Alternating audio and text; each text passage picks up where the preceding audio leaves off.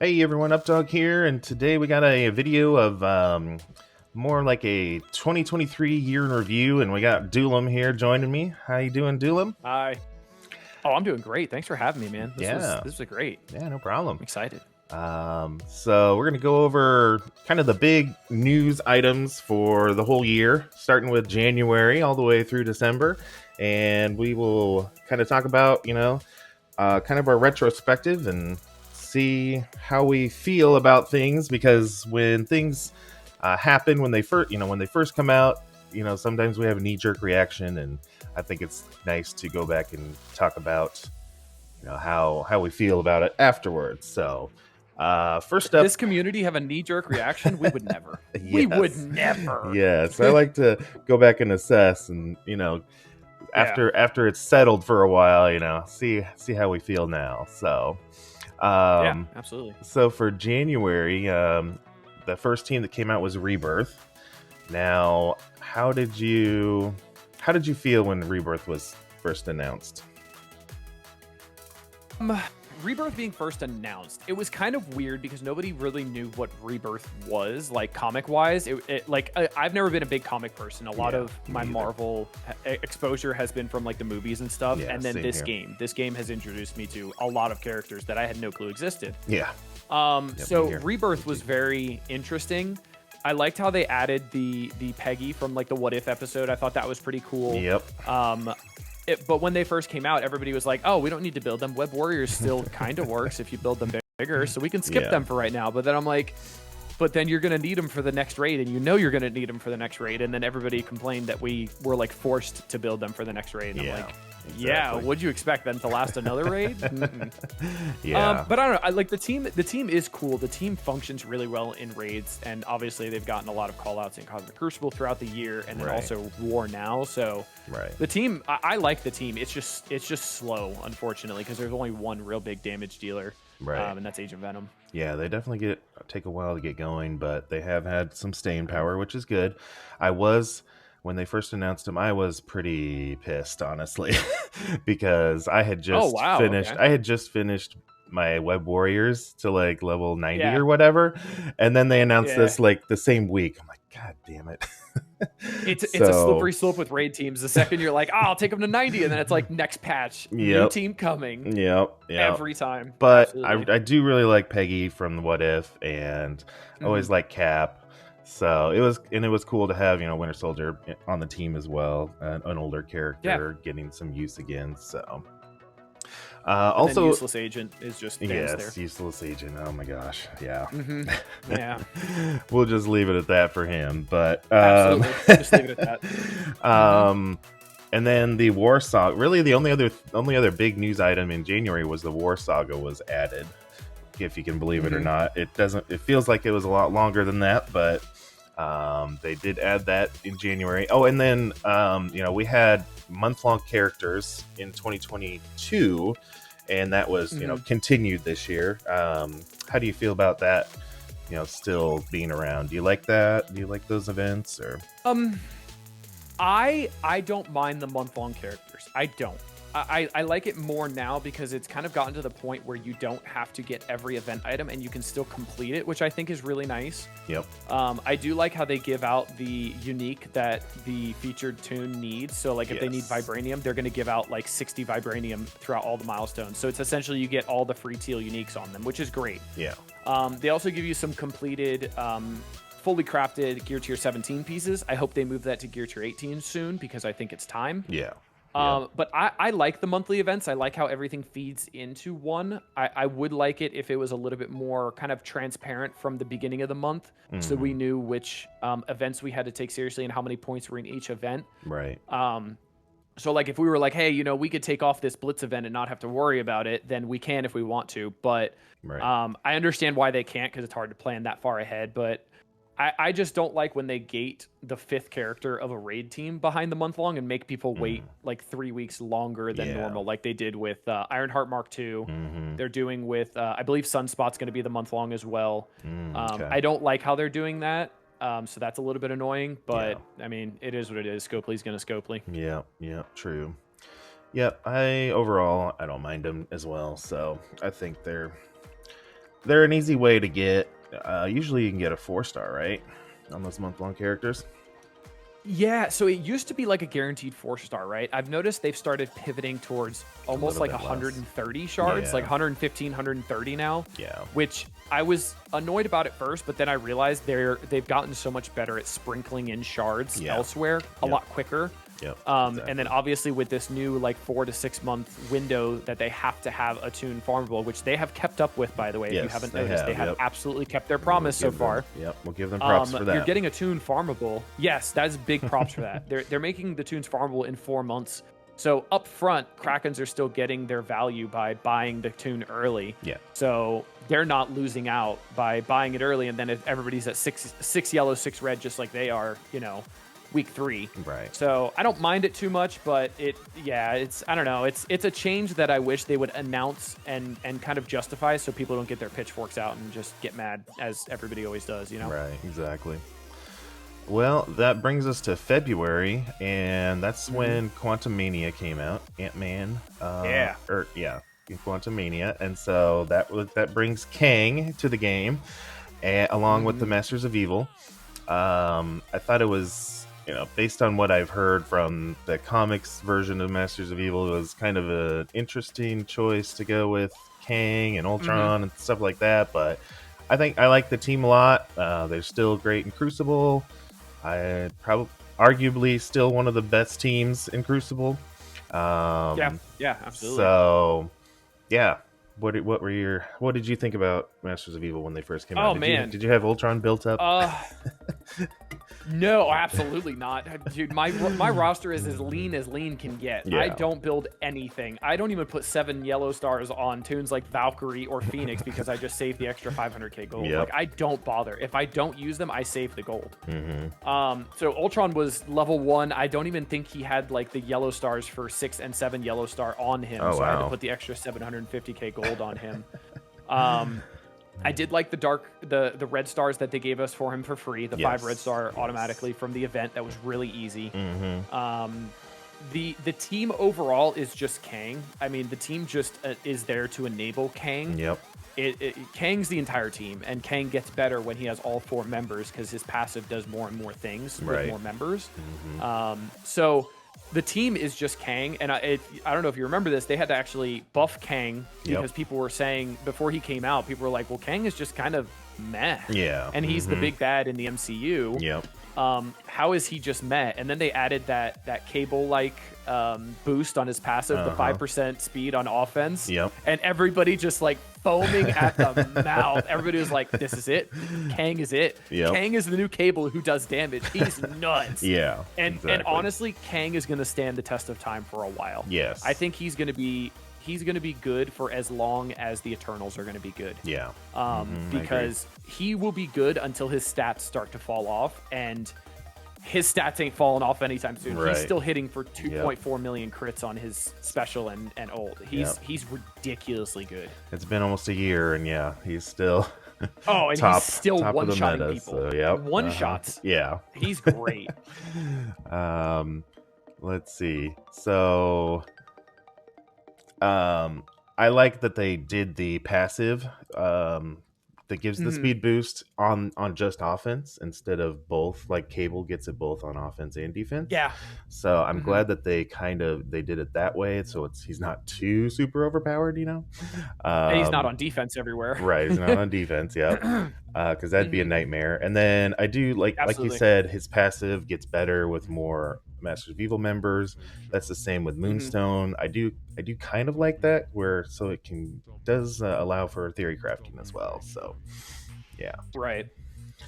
So let's see. February also we had the Death Saga introduced. So we're getting closer and closer to the Apocalypse Saga, which actually happened in March. Right. So everybody was able to get... Death Saga the minions? Was that the minions? No, the saga was the actual where you get the costume and that's when the saga like came out. That's right. Not the actual Scourge. That's when the saga was unlocked. That's right. I do remember that. Yes. Okay, gotcha. Right. Yeah, and so then in March they added the APOC saga, which you could finally get APOC after a year of working towards him, and I think I got my APOC in like my big APOC anyway, like June maybe something like that. So it took a good three Ooh, months. when did I get mine? That Um, sounds about right. Like June, maybe. Yeah, maybe like May, June-ish. That yep. sounds about right. I think it was before Super Scroll came out, which was end of June. Yeah. So I think that sounds about right to me. And of Yeah. course, the mega kraken at the time, Tadano Mac, had gotten him the Ah, very first day that the APOC rest in saga peace. was, Rest in peace to was Donald. released. We'll talk about him in a little bit here. But Awesome. also in March, the Invaders team came out, and which Yeah. also included the first showcase event, which we're more used to now. Although Mm-hmm. their showcase event was a lot more generous than the ones we have now. But Yeah. tell me, what's your thoughts on the Invaders when they first came out? Slow. Just slow, man. They're Another like slow they're team. they're a good they're a good team. Like they have a lot of good stuff for their kit. Outside of Raid, they're terrible though. Yeah, But like inside of Raid, they are good. The problem is their animations are so slow and so clunky that yeah, like Bucky sits there and like cocks his gun like 12 times before he shoots sometimes. yeah, Shield security just stands there staring at him before he assists sometimes. And it's like yeah. people are like, oh, it's just a second. But I'm like, yeah, but if that happens 30 or 40 times, that's 30 or 40 seconds you're losing. And Yep. that's why invaders were timing out Yeah. on Incursion 1 boss. Mm-hmm. And people had to sim it. Yeah. If you didn't sim it, you weren't beating it because sim Exactly. doesn't like pertain Doesn't- to the rules of the timing The out. time, yeah. So you had to sim it, and I was like, well, I gotta sim it. If it fails, oh well. If it doesn't, at least I beat it. So Yeah. I don't know. Fury got a great rework though. Yeah, I love Fury Fury's got a rework. really His good minions rework. are awesome. That might Yeah. be another video I have to do is who got the best rework of 2023 as well. He's definitely going to be Ooh, up there. that's a good one. Yeah, Um, yeah. There was a lot of reworks. I mean, and Fury's still used on other theory crafting teams just because of his special. And then if you can get if he can survive past his special, you know, he has those amazing minions now. So Yeah. That's So- true. Yeah, his minions are great. I love the stun, the extra focus in the stun on shield security. Can stun a lot of people that you don't think they're going to get stunned. It's right. pretty nice. Yep.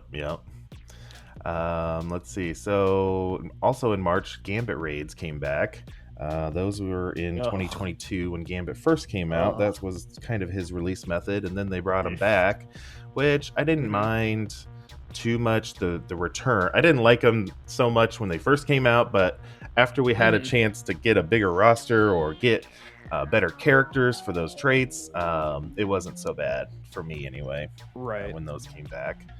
So Gambit raids in the beginning were rough for me because I didn't have a lot of, because like I said, lean roster, so like I didn't have a lot of the people that they wanted for us. And then when it came back, they did make it better because they added some support characters and some healers and stuff to traits that didn't have healers. I think I know Clubs didn't. Clubs was the worst one, and then I think Spades didn't too, if I'm not mistaken. Yeah.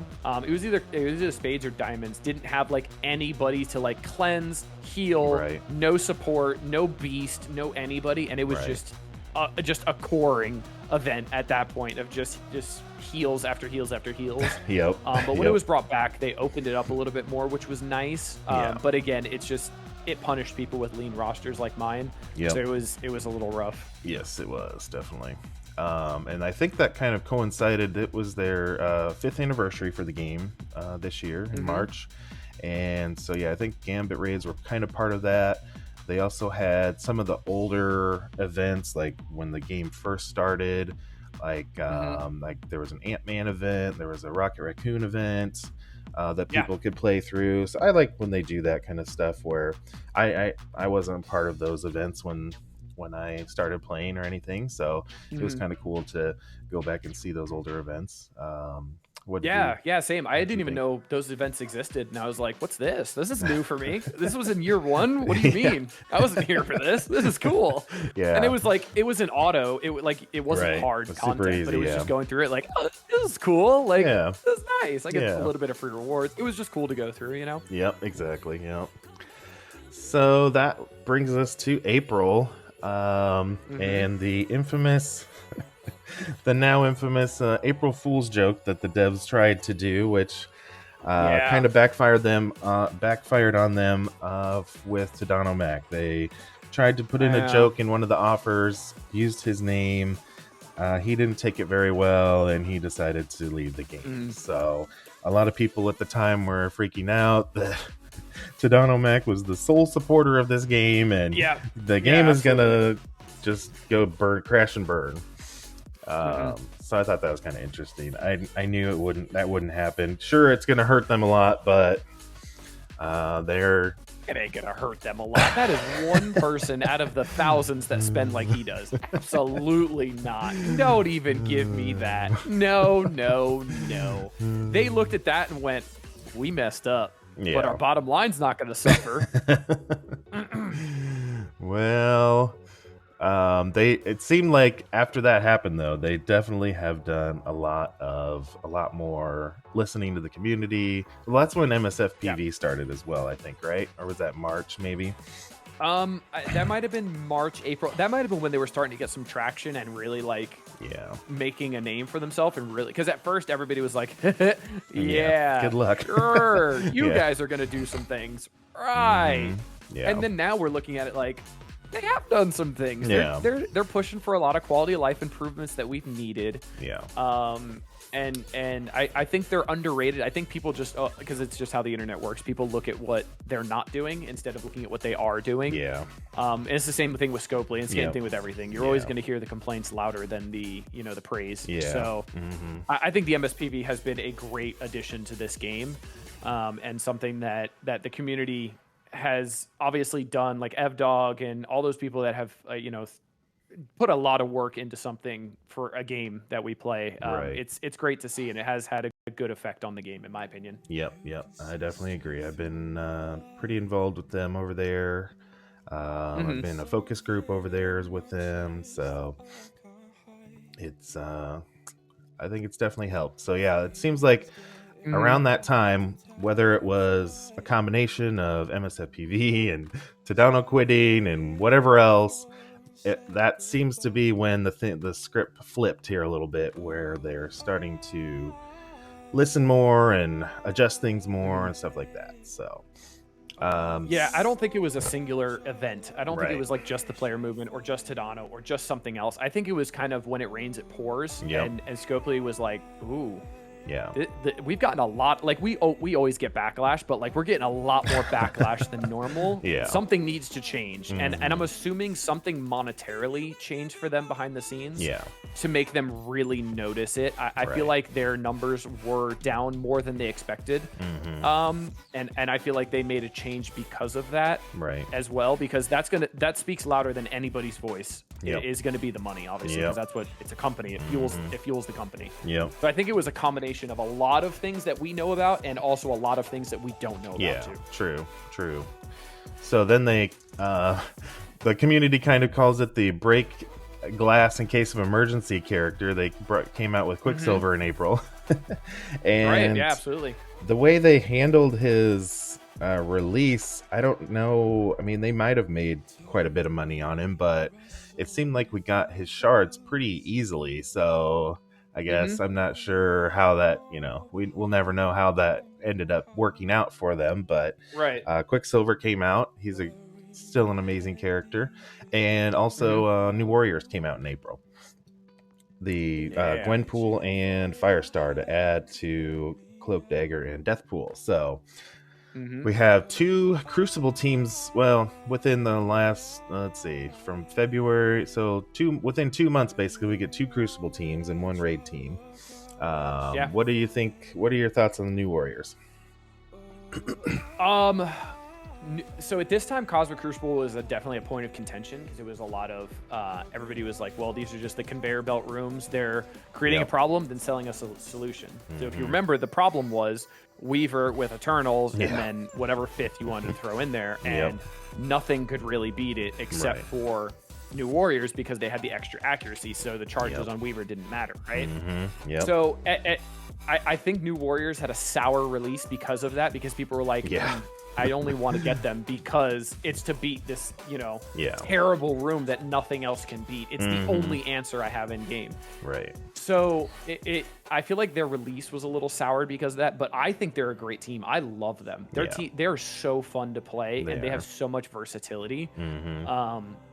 They destroy a lot of things in Cosmic Crucible still, and they're 9 months old, so they're great. I love that team as a whole, honestly. And I like that you only needed 2 more tunes to be a full team because we already had 3 of them. So I thought that rework was great to have Cloak and Dagger, who most people took into Dark Dimensions. And then Deathpool, who was always a good tune for Mystic Raids before we had like a dedicated Mystic Raid team. Right. Yep. So that was nice too. So a lot of people had these tunes built, so everybody was looking at it going, cool, I only got to build 2 people for Cosmic Crucible. This is nice. Exactly. And that was my kind of thinking too. I had them built and I was like, awesome, I don't got to build just 2 people for a full team. I'll take it. Exactly. Yep, I like them a lot. I did learn the hard way about Gwenpool probably a few months ago. I learned the hard way where you need to make sure Gwenpool lives until Deathpool's second turn, so that way Deathpool gets her charges. Otherwise, you're kind of screwed. So I had to build up Gwenpool a little bit bigger. I wasn't too excited to build her a little bit bigger, but well, as long as she stays alive, then you're good. So. Yeah, because everybody looked at her and we're like, she doesn't need to be that big. She gets an extra 1000% focus on her special. I'm like, yeah, but if she dies, then Deathpool don't get the charges. Then we got a problem. Yeah, exactly. All right, so that brings us to May, and that is probably one of the weirdest teams for me anyway that came out was the Nowhere team. I really wish I would have thought about asking this when I was visiting them in October, the devs, but I really feel like the Nowhere team was changed at the last minute. Like, I really feel like Star-Lord, the original Star-Lord, should have been on this team. Rocket should have been on this team. But I don't know. Feels like for some reason that just got changed because the Guardians movie came out in May, and yeah, it just feels like just something weird with this team because of Thor and Korg, and then Cosmo and Nova makes sense, but Korg and Thor just seemed like a late addition. How did you feel about Nowhere? Yeah, it felt like almost like 3 team ideas. It felt like Guardians rework, right? A Nowhere team, and then it also felt like an Infinity War team as well. It was really weird because then we ended up getting Infinity War Iron Man with Pegasus. And then obviously we have Thor Infinity War, who's on Nowhere, which was it looks odd from the outside, right? And like you said, I definitely feel like we should have gotten 2 reworks with that team because usually it's 2 reworks and 3 new tunes. Right. I think they ended up pivoting because they made them a required team for the Scourge. Yeah. So I think the fact that they made them a required team, they wanted to have all 5 tunes needing to be purchased or lower stars that you need to heavily invest in, because that's how Masters of Evil was. They only had 1 rework instead of 2. Right. So they make more money because people are going to buy more because they want to do better in the Scourges to get the next new legendary at a higher star. Yep. So I think that could have influenced their decision. That's completely speculative by me, but I feel like that could have influenced their decision. But I mean, the team is just like, the team is very meh. Like, you don't even need them for the Black Cat Scourge anymore because Sinister Six just slaps those nodes now. Yep. So it's kind of cruddy that we had to build them for that specific event, and now they're just kind of meh in that event. If you like War, you're getting your value out of them. Nova is a good plug and play tune for Cosmic Crucible a lot. He hits extremely hard, so Nova's still good everywhere, but the other 4 are just very Yeah. Which is annoying to see, honestly. It's kind of crappy to see. Right, yeah. So that brought us our first legendary of 2023, which was Nova. And they changed up the naming just to kind of differentiate between the Apocalypse or Horseman events. So they're calling it Trials now. And let's see. They also brought in which I thought was really good, the first time that they're kind of making War seasonal buffs, I think is what they're kind of calling it. Right. So they brought in a bunch of buffs to the rooms and boosted up the Nowhere team for, what was it, like a couple months or something like that. Yeah. I think like 2 months. I think it was like 62 days or something like that. Yeah. So that part I really like. You can, you build up your team, you get extra use out of them because of the extra stats or whatever.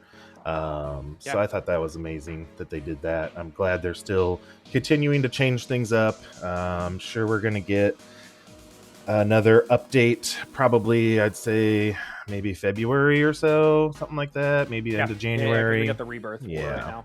So, and then they also added the... Another thing about... Oh, yeah, go ahead. Sorry, Another thing about trials that changed from scourges is that instead of having the actual scourges, you have what's called packs now. And I like the packs so much better than when we had the scourges. Yes, that's a good point. Because they affect both sides. Yes, yep. So you can use some of them to your advantage, but then you also are going to use some of them to your disadvantage, right? Yes, exactly. Yep. I think that part's the awesome. Packs, the packed change from scourges, just crapping on your team over and over again. I think the packed change gave it so much more strategy because like if you use Warp World, which is you would drop somebody below 50%, everybody's buffs flip. I think that is such a double-edged sword that makes these trials so much more fun. Yeah, it does. And it's like, dude, you have to have this packed on to make it possible to do it. I love that. I think that makes these trials way better than scourges because I love scourges. Scourges are so much fun. It's theory crafting and it's just beat your head into a brick wall until you get good RNG, which is my thing. I love doing it. So like the changes to that are just I think they're overlooked a little bit, but I think they are just so good, and I hope they stick with that for as long as they do trials. Honestly, I hope they never change that. Yeah, that's a good point. Thank you for bringing that up. I do like that part of it. Yes. And so also what they did with War as well is on top of the extra buffs and the changes to the rooms, they also added the new efficiency scoring where if you don't full clear in the first attack, then you get less points. And they also added the exhausted feature as well, which I think is good for those huge defensive teams that you can't get through. Yeah, absolutely. The exhausted feature it was needed because people were just putting, obviously, like this is when Super Scroll was about to come out. So Super Scroll on defense with like APOC, whatever it is just unbeatable until you throw like 85 things at it. The exhaust mechanic is great, and I feel like the exhaust mechanic coming at the same time of the efficiency mechanic was perfect. I feel like that was awesome that they came out at the exact same time because then it made sense to not just drop out of an attack and lose the battle. It made sense to actually lose the team because then you come back and they have the exhaust mechanic on there, and you're going to get less points, but they have the exhaust mechanic on there. So it makes you actually want to use burn teams and lose them instead of just coming out and trying something different. True. Man, so May was just jam-packed full of stuff, full of news. We also had Gear 18 introduced. We had the Ultimate 32 in Crucible, which was a huge hit. I don't know why they haven't done another one since. I hope they do it again. Hopefully for like the anniversary, the 6th anniversary or something. But what did you think about Gear 18 and Ultimate 32? I mean, Ultimate 30, I'm a Cosmic Crucible fanatic. I love Cosmic Crucible. That is my favorite game mode by far. That is the only game mode where I feel like I can punch up 30-40 million constantly and not feel like I just look at this defense and I'm just like, I have no prayer. I have no prayer because I didn't open my wallet. So I love Cosmic Crucible because there's so much theory crafting to it. And there's so much thought. It's almost like a puzzle every time you open up Cosmic Crucible, and I love that about it. Every time you look at it, you're like, ooh, how am I gonna, if I do this here, then I can't do this here, but if I do this here, then I can do this here. So I love that kind of thinking to it. As for Gear 18, I think this is the best gear release that they've ever done. I feel like we had more access to Gear 18 than any other new gear tier that's come out before. I'd agree with that. And I feel like people got Super Scroll a lot faster than people got Dormammu. Yeah. And I know definitely that's a result of Dormammu was the first time Gear 16 was out, so it was a new color. Yeah, so you needed new everything. You needed catalysts, you needed all the origin gear. It was a new color.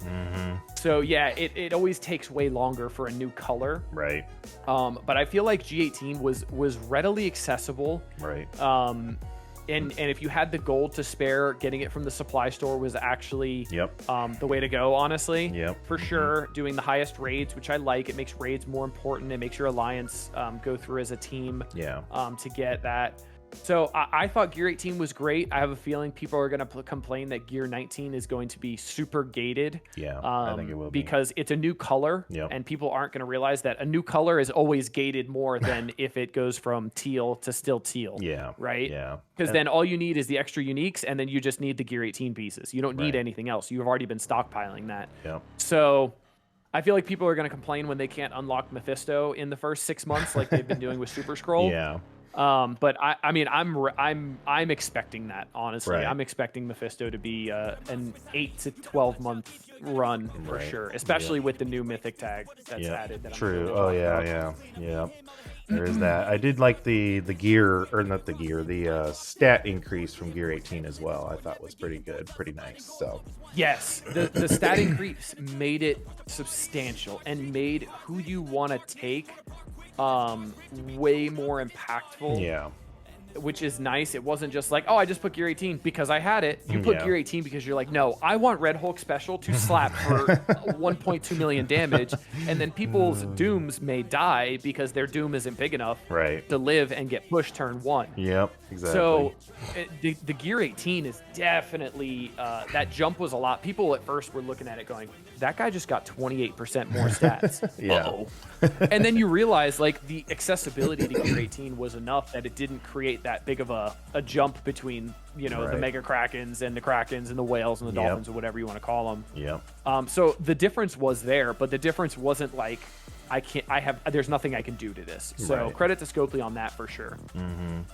And then the last couple things that happened in May were, it was big for me since I do the Stormwatch graphic. In the blog, they added at the very top, they call it the battle plan, and they it's like a summary of what's going to happen for that week, instead of reading through the whole blog and finding out the dates and everything. They have it all at the top. So I thought that was a good change for the blog. Absolutely. I didn't know that happened 7 months ago. Lord. Oh my, really? Know, right? Time flies in Marvel Strike Force. That's crazy. No, I do like that because I can look, like you said, the dates, knowing the start dates of everything and not having to sift through a paragraph of how the event works and stuff like that. It's just right there. The dates, how the event works, what you're going to do. Look at the chart down below. Done. Exactly. I really like that for sure. I think that is a great change, especially for you, because it's easier for you to make, you know, your infographic, which is 10 out of 10. I love going to that. I look at that almost every day, instead of going to the blog and look at things. So a lot of credit to you for making that. That helps. That helps out a lot, man. Yeah, thanks. And then Incursion raids. Incursion 1 was added in May, if you can believe that, as well. So, oh my. Yeah, I know. Feels like it was a lot longer, but so then to kick off June, they always do a nice excuse me. They always do a nice Pride event for June, and they added a bunch of Pride frames, which I thought were pretty cool. Absolutely. They introduced DD6. DD6 started in June. Which and came DD6 along. was beaten in June. Yeah, GD6 was beaten like 12 hours later or whatever. Yep, absolutely. Which was kind of fun to watch the race going on. Although I think I prefer the DD5 race because that took like a couple weeks. So it was like you're always checking in saying, oh, where's Tadano? Where's Philosopher? Where's the other guys? Yeah, where's Beta Ray Bill? Where's everybody? Yeah, so that was kind of fun. Oh, somebody pulled ahead. They got a new team. Oh, everybody's building them now. Yeah, it's always fun to watch that. Yeah. So like the 12-hour thing, that was kind of anticlimactic a little for me anyway. But it is what it is. But so obviously that comes with Skrull, and Skrull brought in the new mechanic Exposed.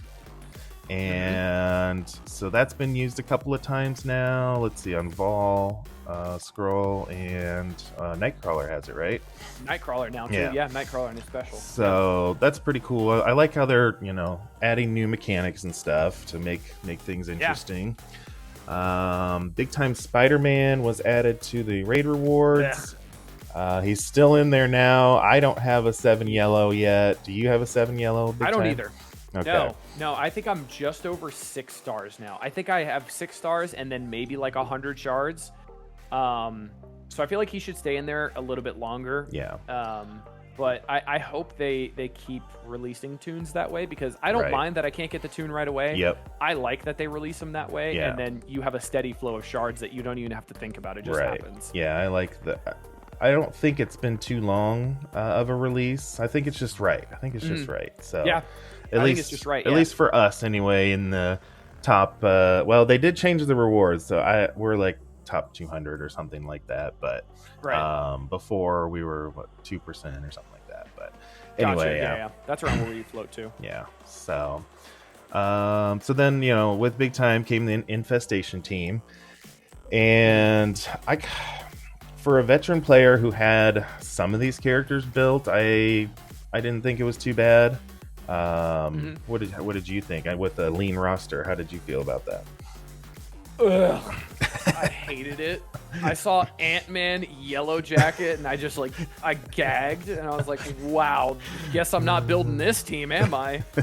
And then they added them to the gamma raids on the side lanes, which made it better, because obviously Korean Pemtech was just terrible to use on the side lanes. Just absolutely terrible. It was literally Phylavel, like Ant-Man Yellow Jacket, and like Minerva, and that was about it. So Right. I like that they gave them a little bit better value there. Right. I ended up taking Black Widow into DD6 for global because I heard good things about her, and I did not regret that. She was a two skill piece tune. Right. So she was on the cheaper end. She used shield tech, so that kind of hurt me a little bit when I needed Kestrel.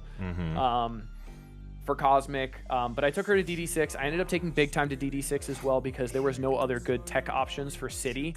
And I had a lot of tech gear, even had enough to take Doc Ock because Green Goblin wasn't a thing on my first run. Same here, yeah. So I still had enough tech gear to take Doc Ock, and so it wasn't a bad choice. Let me see. Like I said, and then the Pimtech combo was very meh to me. I was just like, oh, okay, cool. Yeah. Okay. I mean, I ended up building them a little bit because I used them in the gamma raids. Right. And then obviously for war defense, they're a stout war defense. I wouldn't recommend going hard on them unless you really like war and you're somebody like Pathfinder or Dorky who goes hard in war, or mobile gamer. Yeah. But there's no need for red stars on Big Time. Leave him alone. He does what he needs to do. Unless he's massive, he's not changing war very much at all. So don't rush build him. Save your red stars for something better. So I know we're having technical issues and you can't see my screen, but just ignore my 4 red Big Time right now. Oh god! Oh, disgusting! Disgusting! And I took him to City too, me. so. Oh, did you? Okay, Yeah. gotcha. To City DD6, so yeah. He didn't do much there, but in City DD6, no, he but didn't. He did not. He was that cheap, was before all the so Superior 6 options. yeah. Yeah. So, but I still have. I need to work on my Ant-Man and Yellow Jacket. They're gear 12, and I pulled a 3 diamond swarm. So yeah, yeah. Ooh. So I have him at gear 16 right now, but I might put a little bit more into it. We'll see. But they're that's kind how of they on get you, the. man. They give you that 3 diamond on someone useless, and you're like, but how big can he get? Yeah, exactly. exactly. Let's find out. How big can we get him? Do I want a 560k swarm on war defense? Why not? So they're kind of a low priority, like you said. So we'll see how long it takes for me to get back around to them. But let's see here. So June, they also announced that nowhere would be required for the next legendary, which ended up being Black Cat, which we kind of talked about. Then they also added the campaigns for ISO to farm the blue ISO. So the ISO hard campaign. I thought this was great because getting the shards for the blue ISO is always tough for me anyway. What were your thoughts? Initially fumbled the landing a little bit because the drop rates were Oh, yeah. absolutely horrendous. Yep. Like you'd sim it 20 times or 10 times, whatever it was, and you'd maybe get one crystal. Yeah. So I feel like the idea behind it was great. I had been saying that for a couple months before it came out, and people were like, "No, we don't need that. We don't need that." I'm like, "No, we need that. We Yeah. need to be able to farm crystals because the more ions we get for blue 4 and blue 5, the more crystals you're going to need. Yep. Because from 27 at Yeah. blue 4 to 81 at blue 5 is a lot. Yeah. So once they upped the drop rates, that's the only thing I farm now with ISO Energy Yeah, Campaign. me I don't too. farm the greens anymore. I haven't had any issues with the greens. Yeah. I only stay above like 600 on each of the crystals for the greens, just because that's an imaginary number I put in my head to stay above. Yep. But farming the blue crystals is definitely a great change that they needed to put in for sure. Right. And then once they increase the drop rates, I feel like that is in a great spot now for Yeah. sure. And they added some green crystals on the blue crystal nodes as well, so that was great. Yep. So Yeah, so you weren't getting penalized, and it's like, well, I want to farm blue, but I'm out of green. Yeah. Right. Absolutely. So that brings us into July. Do you remember what All right. team came out in July? In July, I don't remember what I had for breakfast yesterday morning, dog. No, I don't. So it was don't Bifrost. ask me. It was Bifrost. Oh, Bifrost, right. So, and a little bit later, we'll talk in August. We'll talk about a little bit more about Bifrost here, but Right. But I think I was a big fan of Loki season 1, and season 2 Yeah. it finally came out. I really liked Sylvie as a character. I was really excited that she came with the team. It is a little weird not having Heimdall on the team, but not as weird as the Nowhere team for me anyway. Yeah. And Vol is a really cool character. So what are your thoughts on Bifrost? Oh boy. Mixed. We're gonna talk about Crucible here soon. So Yeah. Okay. So like mixed. Like they're great in raids. Don't get me wrong. They're nuts in raids. Like my Bifrost is fully maxed out. Like I have all 7/7 on them. I went super hard on this team. Yeah. Because I just thought they were cool, and I was like, you know what? I've been struggling through Mystic Raids so much. I'm gonna treat myself. I'm going in. I'm core orbing. I'm buying some offers. Yeah. We're doing this. And I loved them in raids because it was so fun. You get that satisfaction of like you've been just getting destroyed by a Mystic node for so long, and then you just get the team that works, and you play it manually because you know you can. Yeah. Even though you know you can sim it, you play it manually for that satisfaction of just being like, I'm slapping you today, and I'm having fun doing it. So that was great. And then obviously, like you said, we'll talk about the Crucible. They got a little bit extra use there, but outside of raids, they are lackluster, man. Pretty bad, just like Invaders. Just like Invaders, unfortunately. And they don't even have a lot of like plug and play ability where you can take the best tune on the team, Vol, and put Vol elsewhere, which is kind of annoying because Vol is a great character, hits like a freight train, has the highest health pool in the game if I'm not mistaken. Like incredible character, but it's hard to use Vol elsewhere because once you put the exposed out, then you got to take 4 more turns, then Vol can ult. So like it's hard to use Vol elsewhere. It's hard to find a place for Vol. I know people have been finding a place for Vol now in Cosmic Crucible. To take out some Secret Defender scroll teams in Room 5, and then also using as a sack team for Secret Defender scroll in Room 1 or Thanos scroll in Room 1. To just one-shot Super Scroll right off the rip. If you haven't seen it, 10 out of 10 counter that a guy named like Boombastic created. It's great. But yeah, they're good in raids. They're just kind of lackluster everywhere else, unfortunately. Well, I think the let's see, Beta Ray and Vol with Thor, Valkyrie, and Jane on War Defense. That's not a bad team. Not a bad combination. True. Yeah, hybrid. Definitely the War Defense. You throw Dormammu on there too. Throws another monkey wrench because they got revives. Yep, exactly. Absolutely. Yeah. So let's see. After Bifrost came out, They started to make some of the legendary characters, like the older legendaries, Phoenix, Jubilee, things like that. Started to make them more permanent. We got Right. another round of that just recently in the last few weeks, I Hmm. believe. So that was a great change for the game, good for newer players and stuff like that. Um, they Absolutely. also they also gave us a new vocabulary word in vast Oh, our vast yeah. expanse of abbreviations and stuff. So they came up with Yep. bumps in the blog, Hmm. which is basically when a character is added to all the orbs in the game: the basic orb, Ultimus, Mega Orb, Premium, and I'm not sure what the S stands for. But The supply store too, I oh, think, supplies. is Yeah, the there other you one. go. There you Yeah. go. So Because uh, everybody's buying 5 shards for the new characters with 450 450. cores. I Yeah. still don't know why that's a thing. That needs to be changed. That's Yeah. something that no one talks about. That needs to not be in the game. Or Yeah, it needs to that's be true. drastically reduced. Because I I looked at that and went, lizard. Yeah, No. yeah. Absolutely not. I think it's just so low on the list, Doolum, that it just gets I overlooked all the agree. time. You know, what'd be cool is if they had like only like the newer characters in there, and they brought back their core orb at like a Oh, lowered cost, maybe like yeah, a that'd be cool. 500, and they brought back the featured core orb, so you Yeah, could that'd go be there cool. and spend 500 cores on a featured, like the featured orb that's Yeah. in game right now is Forge. Mhm. So you have that slot machine chance that Yeah. makes people want to take that risk Yeah, there you go. of getting that 180 drop. I think that would be kind of cool. Maybe drop the max a little bit. Maybe put it at like 100, like how the Zombie Juggernaut orb was. But I think something like that would incentivize people more to spend Yeah, their cores on that that's instead true. of just scrolling right by it every day. Because we don't have many core spending events all the time, do we? No, it's ultra core spending events now. They've changed it. No, we were complaining about the core spending events. They're like, oh, we'll do ultra cores. Ultra Don't worry, we cores, there got you you. go. We heard you loud and clear. We heard you loud and clear. So they Good times. also added a Nexus hard campaign, which was nice to add in more characters for farmability. Absolutely.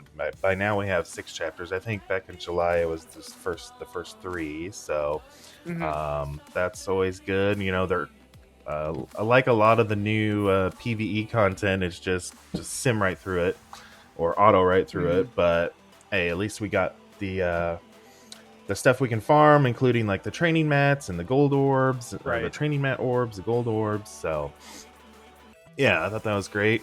And then they July was famous for them claiming no more gold or training orb opening events will happen. Right. And so that's been true. However, we did have an event recently where we did have to spend gold. So it made people feel bad that they didn't save their gold orbs because they had to spend a lot of Right. gold. But other Yeah, than that, I mean, that's been the only hiccup really with They regards stuck to that. their promise, right? Yeah. Like they stuck to their promise. They circumvented a little bit and said, we're gonna have you spend gold now. Yeah. But like, I don't feel like this. So and I feel like Run, myself, and there was another one I can't remember, had a good perspective on it to start. Even if we hoarded for an entire year, maybe we'd be at like 1 billion gold. Yeah. Top 1,000 was like 200 million, I think, around there. Yeah. And then getting that 3 diamond APOC was 1.8 billion, 2 billion. Like, we weren't Yeah. getting there even if we hoarded. It wouldn't have Right. mattered. Right. So, like, people complained about something like, oh, I guess I should have hoarded for the last year. Good to know. You wouldn't have even made a dent. Yeah, Don't exactly. even act like that would have changed Yep. anything for you. So, Yeah. it's For that event, is how I feel about I it. just cleared the milestones and that was it. So Yeah. I cleared most of the milestones. I don't think I was able to clear the last 2. I think I was at like 88 million or something like that. So I think the 96 and the 120 million I didn't clear. yeah. But I wasn't like disappointed with the event. I wasn't like, ugh, Right. this is disgusting. I don't know. It's just Kraken's gonna Kraken, and then it is Yep. what it is. Yep. So then August we got the Secret Defenders, and I'm a huge proponent of doing very well in Arena, keeping up with the Arena meta, because you can get a ton of cores, and cores allow you to have tons of options of doing things in the game. So I was super excited about this team. getting a new arena meta. What were your thoughts on them when they first came out? Yeah, so when I read the blog, obviously they said Secret Defenders is going to be a new arena meta team, and that was at the top before I read the kits and everything like that. Mm-hmm. And I looked at that and I went, no way they found a way to beat the APOC Horsemen. Yeah, no way. exactly. Yeah. No way. No chance. I'm looking at this going, I can't wait to see Dogbird's video of Horseman APOC just slapping Beating them. Secret Defenders. And with like a shield minion on the side just for fun, to show how bad they are. Yeah. But then I read the kits and I was like, ooh, trauma stun. Ooh, she takes off charges. Ooh, Ms. Marvel Hardlight gets empowered and has 120,000 armor. Oh, Lord. And she can rewind. And then I was like, and then she can rewind. She goes too, before everybody. Yeah, and then she auto targets the person with the highest speed bar. Yep. So Red Hulk gets rewound. Like, I was like, oh man, this team is nuts. Mm-hmm. So initially I was like, no way. But then I read their kits and I was like, this is an awesome team. And then as always with arena teams, they're always good everywhere else. Yep. Always. Yep. So my first thought was this team will be Gear 18, level 95, the second I unlock them without hesitation. Yep. And they're going on War defense. They're going on Cosmic Crucible defense, which is right where they went with all of them. Yep, exactly. So, yeah, Yep. absolutely. They were a great team. They still are a great team. They're incredible, and they're going to be great for a long time, even after they're not arena meta. Correct. Yep, I agree. The only one little stain I would say is poor Doctor Strange did not get the love that he deserves in his rework. Mm-hmm. He should have got you wanna his know kit why? should have gotten a little bit better, but yeah, they are pretty OP. So if they would have made him extra strong, then I don't think they would have been able to been beat. And you know how bad he is? When you said Secret Defenders, I didn't even remember Strange. I literally forgot about him. I forgot Strange was on the team. And I even had a Cosmic Crucible match where somebody had a G18 Strange, and I looked at that and went, "You're an animal for building that." Animal. I did but Strange. I'm here for it. I did Strange to G18 as well, just because he was cheaper. Did you? He was the cheapest Mystic option, and yeah, I was going to do Sylvie or Beta Ray Bill, but he was cheaper. And hey, I had 2 revives on the team. It was awesome. Yeah, that's fair. Yeah, absolutely. I do know he got some value in Cosmic Crucible from what people told me, but like outside of that, I have not seen him work well anywhere. It's just so sad to see. Yeah, it is pretty bad. So we also had the Symbiote player vote. This is the first time that we could vote on a character that's going to come to the game, and we had a choice of Symbiote Groot, Thanos, Kestrel, or Silver Surfer, and Silver Surfer won. Right.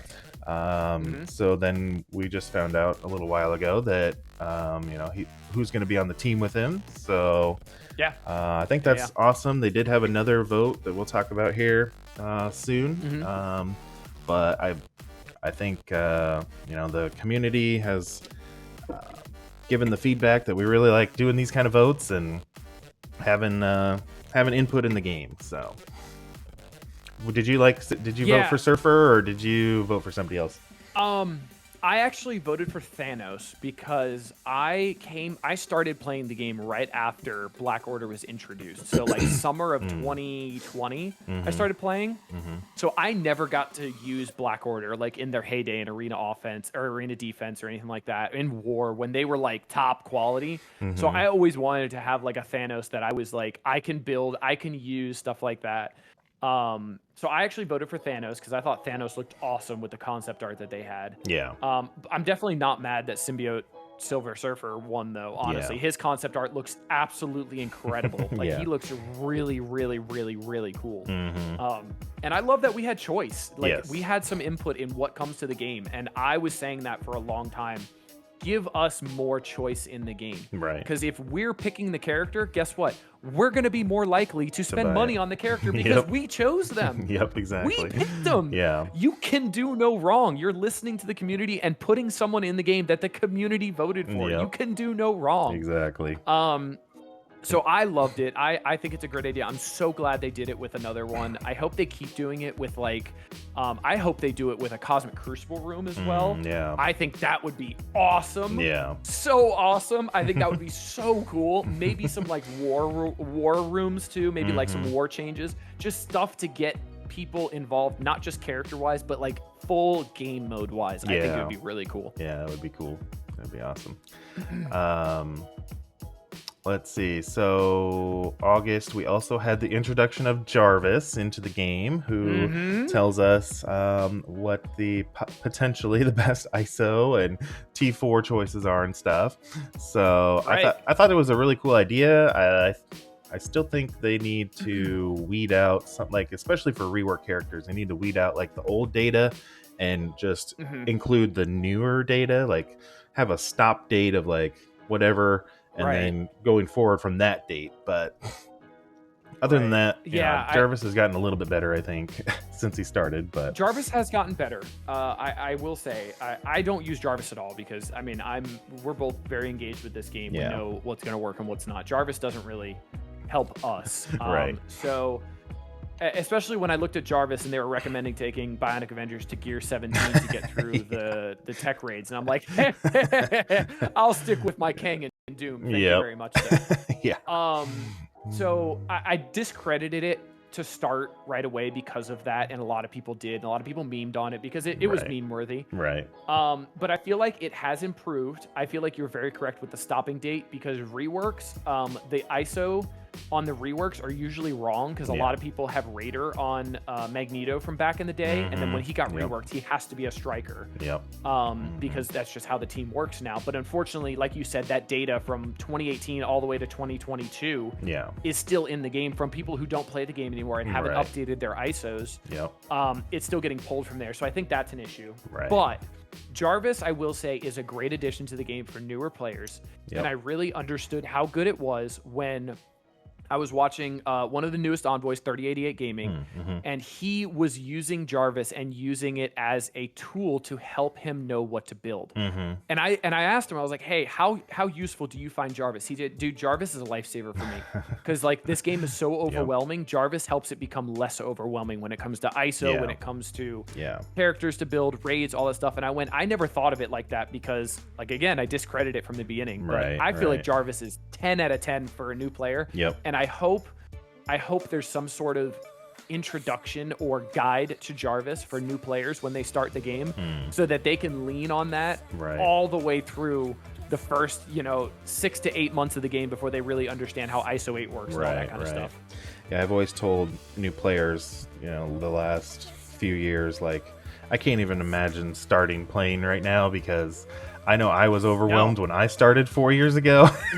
And there's just 100 times more stuff now than there was when I started. So I think that's the biggest barrier to starting playing this game. Like, this game is so damn fun.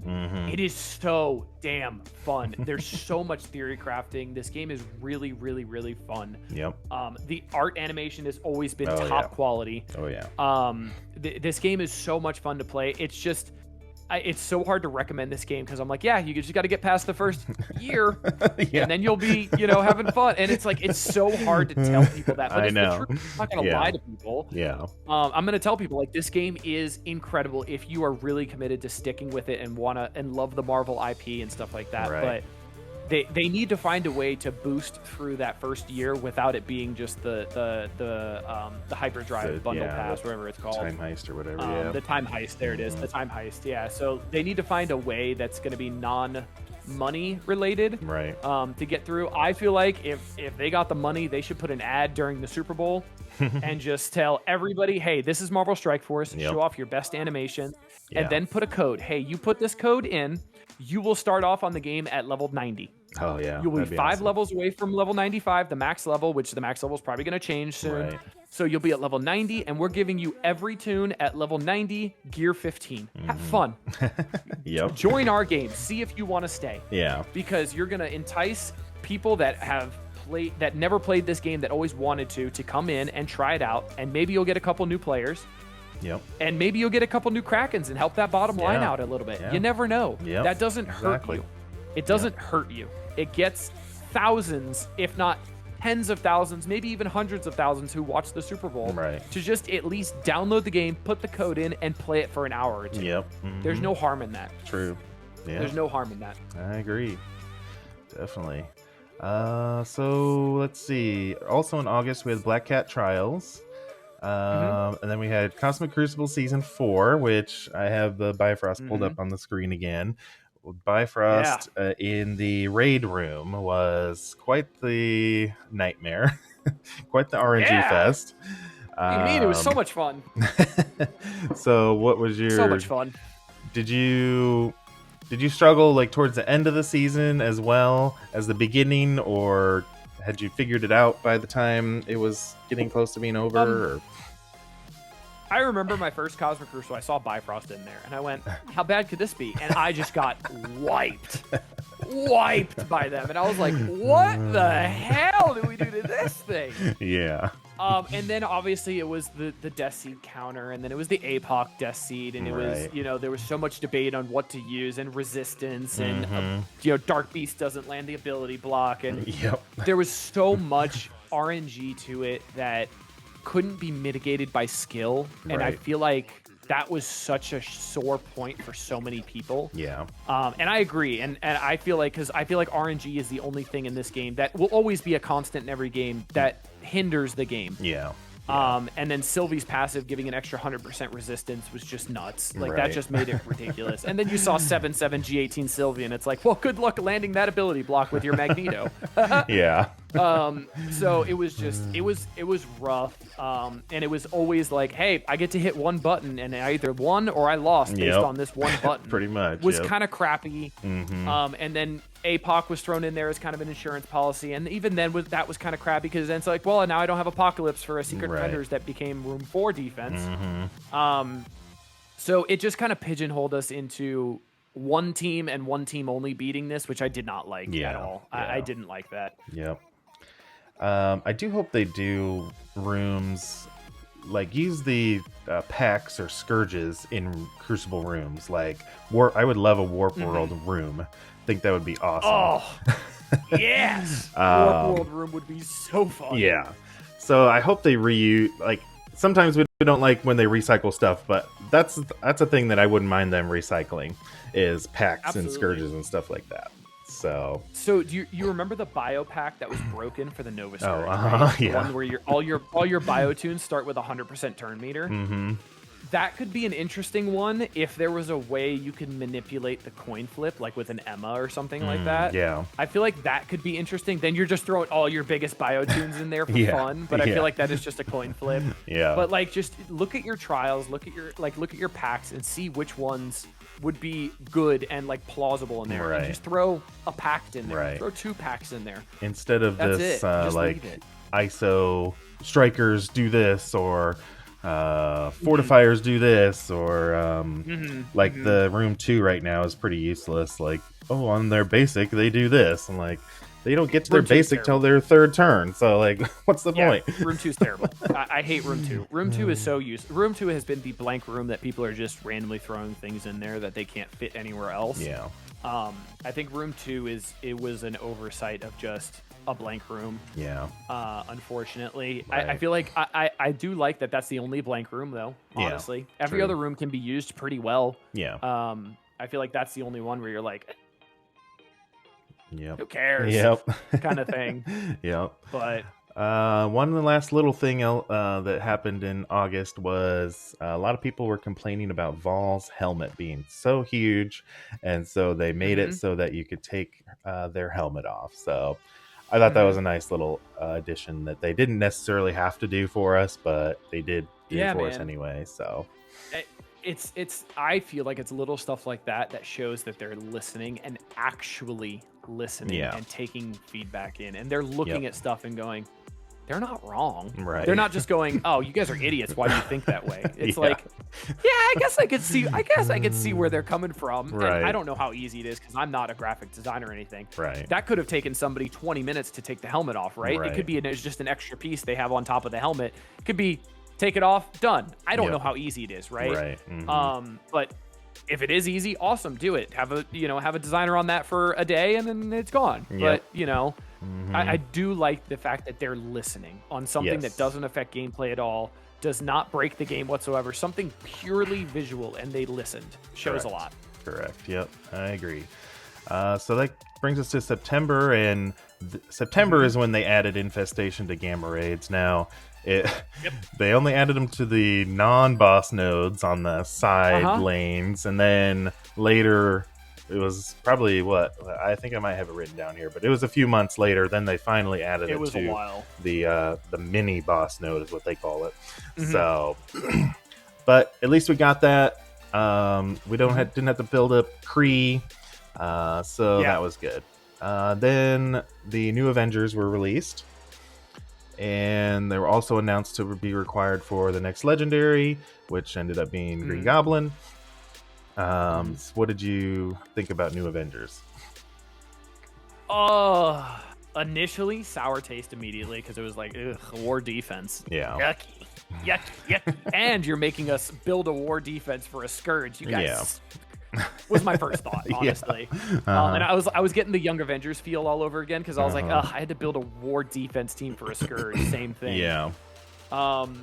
Then they buffed them. Yes, they actually had them. 2 reworks. Then they buffed them, and then they buffed them like 3 or 4 times, and then they changed a lot of their kits to not just be war defense and made them war offense as well, which I don't think I've seen anyone use them on war offense personally.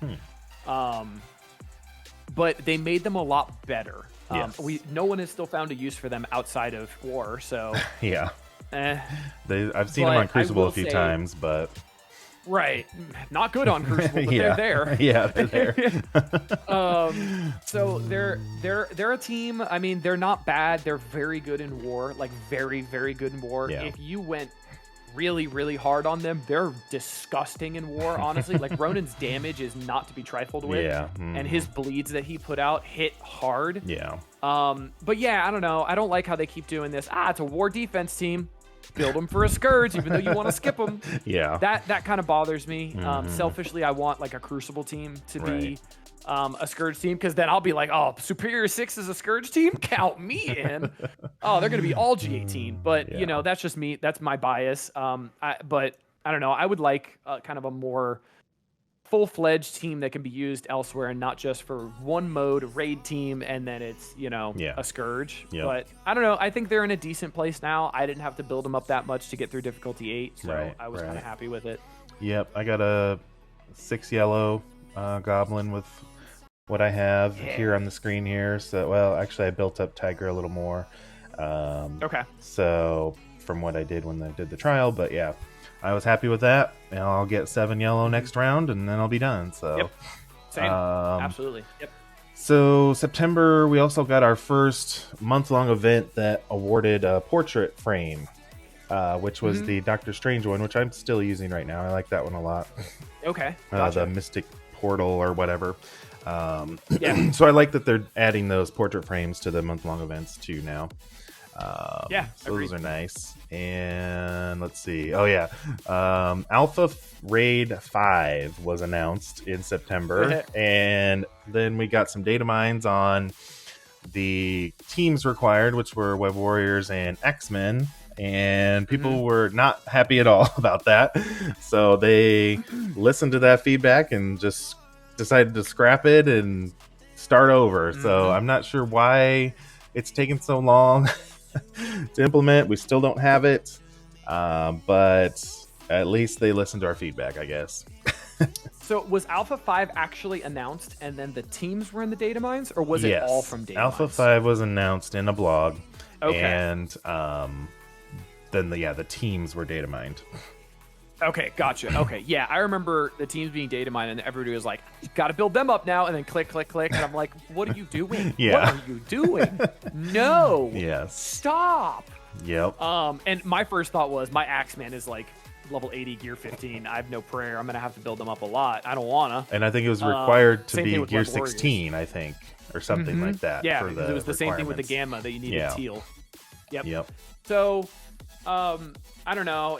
I do, again, I like the feedback that they're taking our feedback and changing things based on it. I'm excited for them to finally release it. I have a feeling it takes a long time to balance teams around a raid and balance a raid around specific teams. So I'm assuming they had put a lot of work into Web Warriors and Axemen. And then now they have to pivot from that and make it, a little bit harder or just more different team oriented, which is not an easy thing to do. Yeah. So If it's o- unfortunate that it keeps getting delayed. Yeah. If yeah. only they had a few groups of people that they could go to about that kind of stuff with requirements for this Crazy. stuff. So Crazy talk. Yeah. Nah, there's not somebody like Dorky Dad who knows this game inside out, backwards, forwards, from every freaking angle on the planet that can help you build a raid node that is, fair, but also, you need the new team to beat it kind of thing. No, not at all. Not at all. Not at all. So that brings us to October, and the Pegasus team was released in October. Yeah. And I thought it was amazing that they are keeping Kestrel relevant, because we've all invested a lot into her. And I thought it was cool that Rescue was on the team, because Rescue was just at the depths of our roster. And the other characters, I wasn't like too like overly excited about, but they're still cool. They're still cool. So what were your thoughts? I had no idea. I had no idea who Darkhawk was. No clue. Never heard of him a day in my life. Ironheart Mark II, I kind of knew about Ironheart, obviously, and then the Mark II is just the next character. And then Iron Man Infinity War was a head scratcher, because I'm like, why are you giving somebody on a raid team the same tag as somebody on a war team? Yeah. So that was another head scratcher. It was a little weird. Yeah. But the team overall, the team's nuts, dude. Yeah. I love that team. That team is so much fun to play. That team animations are top quality, top notch, some of the best animations in the game. Yep. It was great because we finally got the tech solution that we weren't just praying for RNG, to get through it. And they work really, really well at low investment. I mean, mine are like 1.1, maybe 1.2, and we're doing Incursion 2, not the first strike. I got to differentiate that. Right, yeah. The hardest Incursion 2 right now, and they're doing quite well. Like, they'll die, but Rescue revives them, and then I got heals and stuff. So, it seems like I don't have to build them much higher, which is nice, and I want to keep them low because I haven't found a good use for them elsewhere, other than if you're trying to like Pegasus a Death Seed in Cosmic Crucible, but that's about it. Yeah, true. Yeah, I love that the low investment still works, the low stars. So yeah, I love that about them. Hopefully they have some staying power in the game for a while. Yeah. I love making Kestrel relevant again. Kestrel was always a great tune, and just bumping her damage, I think it was like 30%, made her top tier again. Yeah. Just made her top tier. Yep. Yep. Let's see. In October, we had our first golden costume available to the public, which was the golden Dormammu costume, and you had to pay, or not to pay, you had to spend a ton of gold. That's pretty fitting. That's pretty fitting, though. You had to pay with your gold orbs. So that was interesting. Then, since then we've had Kang, and has there been anybody else? I don't remember. Dormammu and then Kang, I think were the only two, right? Okay. Dorm was first, then Kang, I think. I mean, there's technically Golden Apocalypse, but the only person that has that is not playing anymore. So, so there was that, and then the Incursion campaign came up in October, which I thought was amazing. I really wish they would have told us about this ahead of time, because we had been given some information in the Envoy program that there was going to be a mode that would require 7 red stars. And had we known about this, because we were just totally we're like, oh, this is a horrible idea. Do not do this. And had we known about this, I think the feedback would have been a lot different. Like, it would have been like, well, it's going to suck, but we have this coming, so it'll be okay, down the road. So, but overall, Incursion campaign, that was awesome. That was my take on it for sure. I was like, oh, this isn't too bad, because I'm not an envoy. I didn't have the information ahead of time like y'all did. So you guys, everybody knew pitchforks were out in the envoy program. I don't know if this is the specific reason why Mobile Gamer left. I am presuming it is. I'll let him because comment of the on whole that. diamond change. Yeah. Not going to speak for him, and never Yeah. will. I'm assuming that is the change that because I'm assuming you guys were told about diamonds, and then Yes. it's like, oh, you have to have 7 red to get a diamond. It's like, well, where the hell am I getting all these 7 reds from? Yeah. Where am I getting these 7 yellow stars? You guys are out of your freaking minds if you think this is going to work. Yep. Yep. But then they came with the incursion campaign to get all your older tunes at 7 red, pretty much guaranteed, just thrown at you. Yeah. The access to Elite 7s, Elite 6s have been bumped up substantially. Yes. And then also the character farmability has been released. You know, in that 4-month window, they've made every character farmable within 4 months so far. They did all 3 Secret Defenders in this month farmable, which is great. They're sticking to their promise. Yep.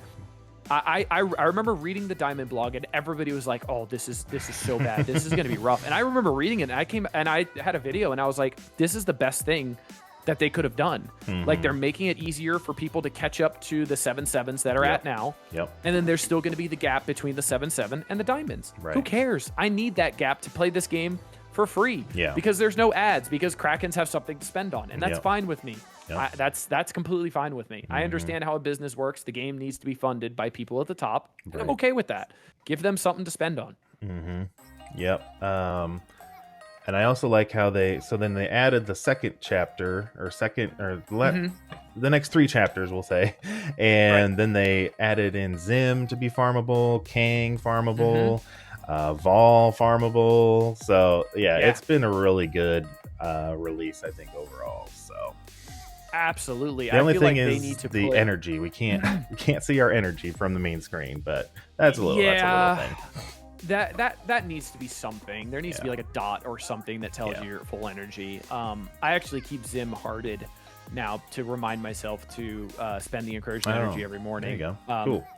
Because I'm still farming him to 7. Yeah. But yeah, putting I think that's a good kind of middle ground to put like premium tunes that are going to be farmable, like Zombie Juggernaut. Yep. One day will get put in there farmable. Yep. Kang was like top tier character, going to be farmable there sometime, right? Yep. Ball, same thing. Yep. And then obviously Zim. So I like how they're putting, a lot of, I guess, B tier tunes, A tier tunes in Nexus hard mode, Blitz store, Arena store, whatever it is. But they're putting like the top tier S tier tunes in the incursion campaign to gate the lower not free to play, but like earlier game players from getting there, because you need kind of more of a veteran roster to be able to get into the incursion campaigns. And I'm okay with that. I think they played it very well, honestly. Yeah. Yeah. So another thing that happened for me that was amazing, since I'm a alliance leader, was they fixed the raid auto launcher. It wasn't working when it first came out. It was down for, I don't know, 3-4 weeks, something like that. But since it's became back, it's been amazing. I love it. I'm really excited. There are a bunch of alliance-based, alliance leadership-based things coming in 2024 that I'm really excited about as well. It'll definitely free up a bunch of my time being a leader. So that was great.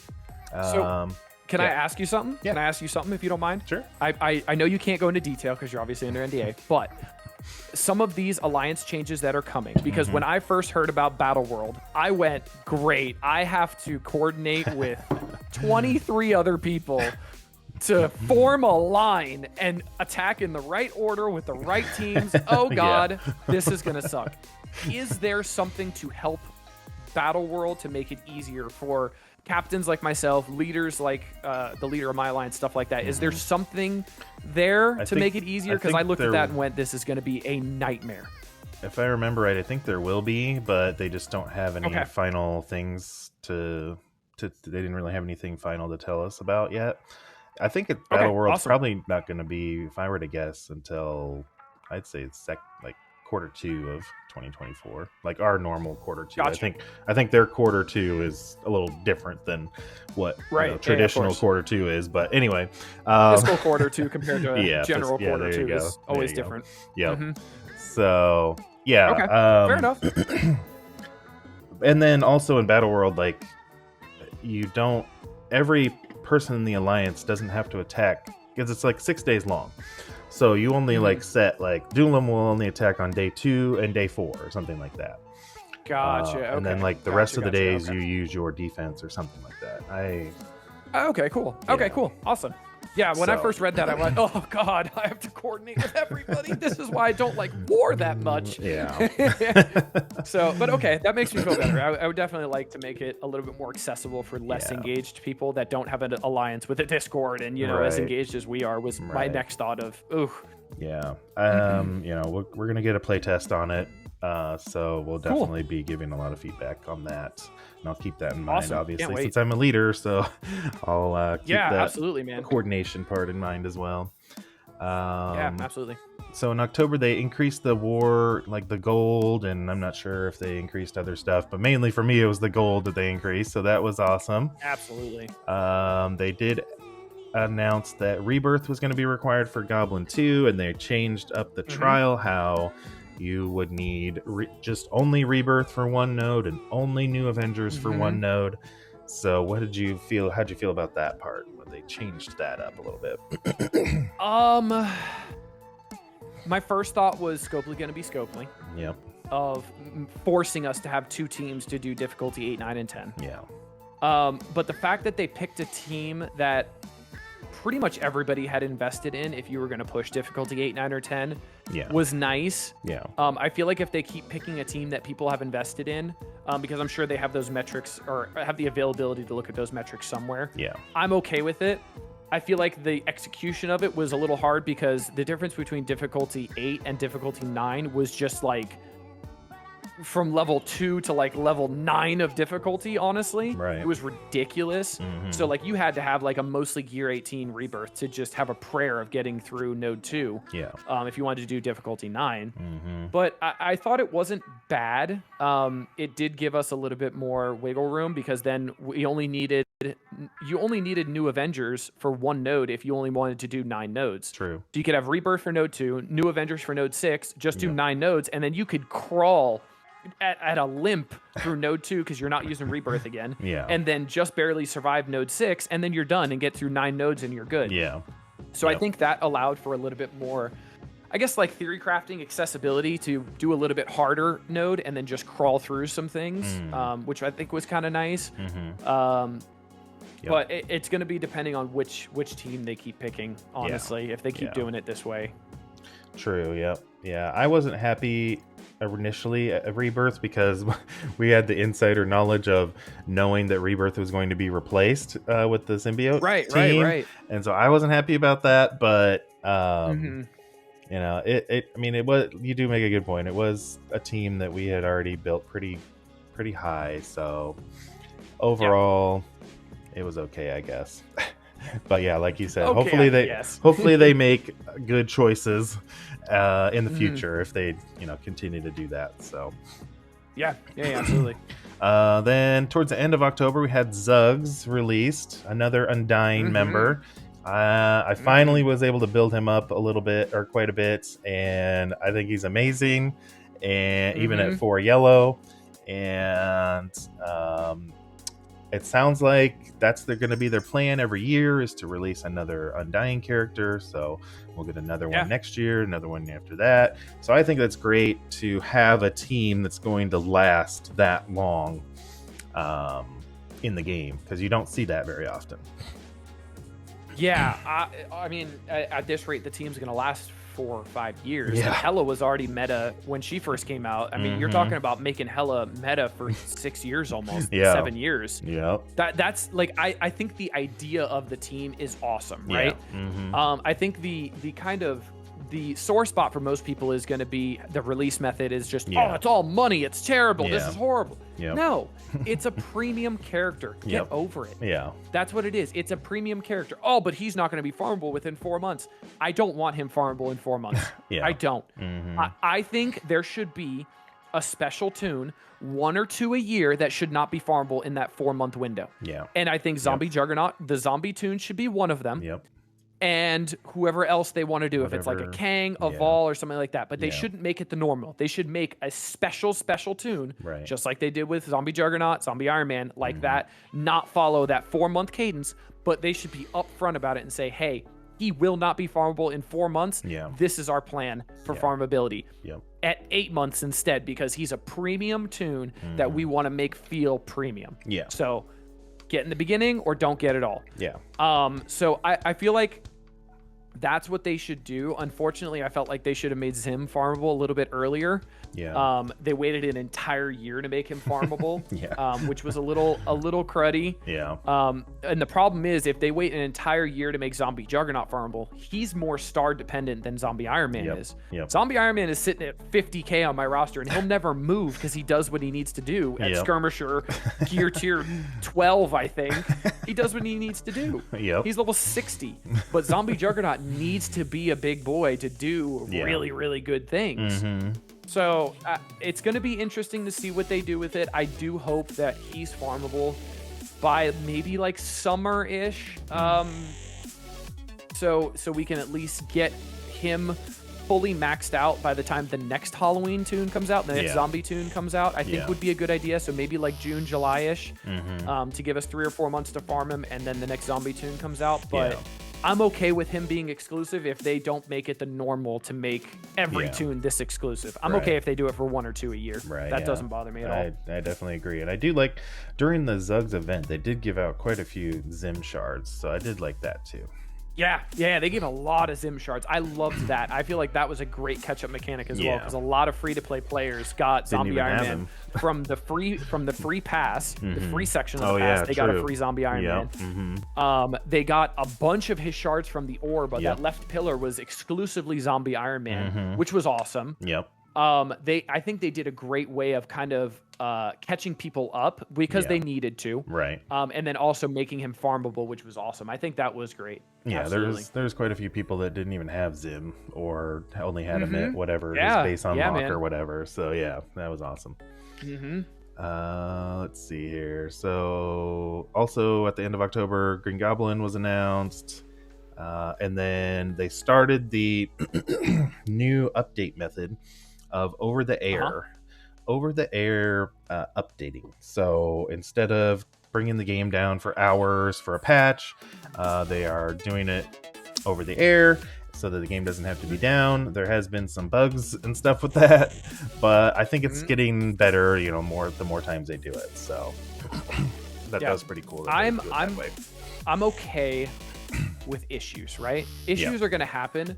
The fact that they're being ambitious enough to try new things shows that they actually care, and they want to make the game better because they know downtime sucks, right? Especially when it lasts 7 hours and they don't even know. So an actual comment from Archangel in somebody's chat that I saw, Archangel said, "We have no idea how long maintenance is going to take until about 60% of the update is put into the game." And that blew my socks off. I went, what? What do you mean? I figured it was just you hit a button and it tells you 2 hours of maintenance remaining. And I'm like, because I'm an idiot, I don't know how this works. Right. Exactly. But like when he said that, I was like, dude, it's not on them at that point. They don't even know. And it's like, because we don't know, so we're just thinking, oh, Scopely just doesn't want to tell it. They don't even know. They don't know. So I think them trying to find a better solution using the over-the-air is awesome.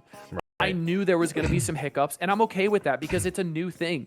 But imagine when this is all said and done and hashed out, 1 or 2 patches from now, and it's just seamless. This is going to be a norm for us, and we're going to look at it and go, we don't patch days here, but it's been here for us. Just now the characters are in the game or whatever it is, So I love the idea of it for sure. It's just, you just got to land the execution, which is just trial and error. And unfortunately, they can only try once every 6 weeks. Right. So it's not something they can try over and over again. It's just, they got to wait for the next patch kind of thing. So, so that takes us to November and Superior 6 with all of the Sinister 6 reworks. I thought that was incredible. They should do that. They're trying to work on that for some of the X-Men characters. They're not going to do all of them, but Sinister 6. I didn't know that. Oh, you didn't? Okay. I think they mentioned it in a blog, but they you say so. But the Sinister 6 reworks were amazing. I love it. I hope it continues down the road. And what were your thoughts? So Superior 6 and Sinister 6, so we'll clump them together. Superior 6 was the second they said Cosmic Crucible, I was like, this team is going to the freaking moon. Because Cosmic Crucible is my favorite mode. The second they came out, they were G18, level 95, no hesitation. I spent 22 million gold day one every time they came out. I core orbed Lizard right away because I was like, he's being unlocked right away. I was so happy that I just had gotten my big boy super scroll when the Kraven event was starting, so it made the arena event for Kraven easier. So I was like, I'm all in on this team. Awesome. The reworks for the Sinister 6. At first, I was like, maybe for me, maybe not for me. We'll see what's used, right? The early front runners were obviously Mysterio and Vulture.